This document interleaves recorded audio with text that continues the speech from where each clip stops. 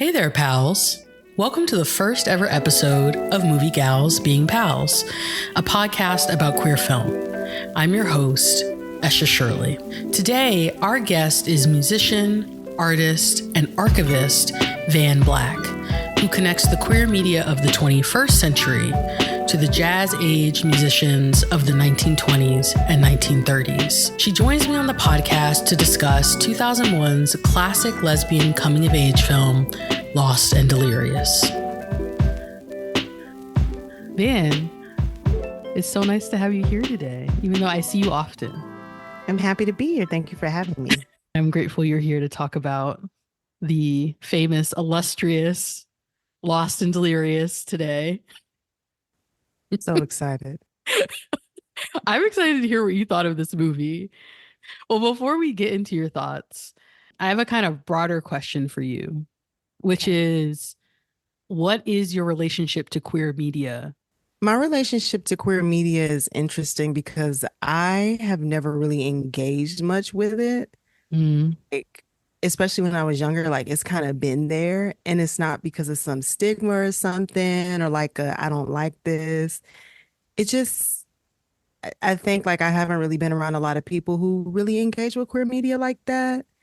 So like I've only recently been able to, in my adult life, dig into some stuff, revisiting my love for RuPaul's Drag Race. And now, like, because of you, like revisiting the lesbian films that I saw when I was like 10 years old and shouldn't have been up past 10 p.m.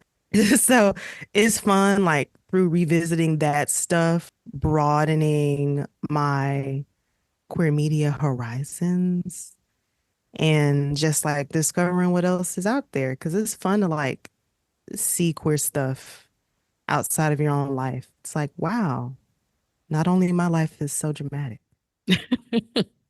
I'm interested for you as an artist. I don't know. I wonder if you have like a broader definition of what queer media can be. Because I don't know, you just kind of talked about how between the ages of 10 and 25, you weren't really watching the things that were branded as like explicitly queer media. But I wonder, were there other forms of media that you queered yourself? Absolutely. It's the music for me, like even at a young age, not knowing the word queer, knowing when something is different or other. I was just really drawn to weird stuff, non-normative stuff, or like just studying old stuff from the 20s and 30s and just imagining how queer women of Bessie Smith's time and Ma Rainey's time were probably seeking out the kind of music that they were making. And when they heard Prove It On Me, they probably felt seen and they were like, "Ooh, Charlie, I told you she was out here these stories." What do you think people of today, of the 21st century, can learn from those queer icons of the 20s and 30s? I think we got a lot to learn. They were so free-spirited, and no matter what laws were in place, that didn't really like impact their creativity or how they express themselves or express their sexuality and their being.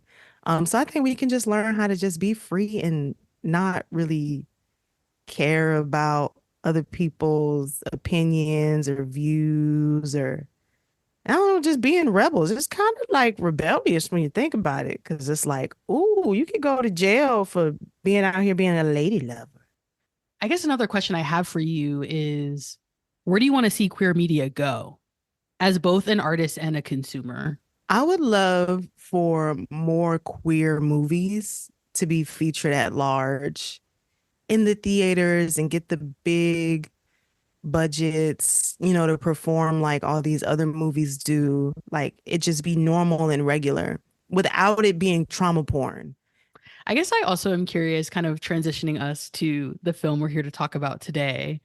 Like, in light of what your particular relationship to queer media is, why did you want to watch this film? Because you chose this film, full disclosure. So why this one? Partially for like selfishly nostalgic reasons, because Lost and Delirious, I think, might be the first lesbian film I've ever seen. I was like 10 Wow. years old. Yes, I was 10 years old watching IFC late at night on a Friday. You had the good cable package. I had the good cable package. And Lost and Delirious was playing. I would just skip through the channels. So I stopped and I watched it. And I was like, what is this? Like, I was kind of floored. That was the first time I'd ever seen women kissing. That's the first time I'd ever seen something so dark, to be quite honest.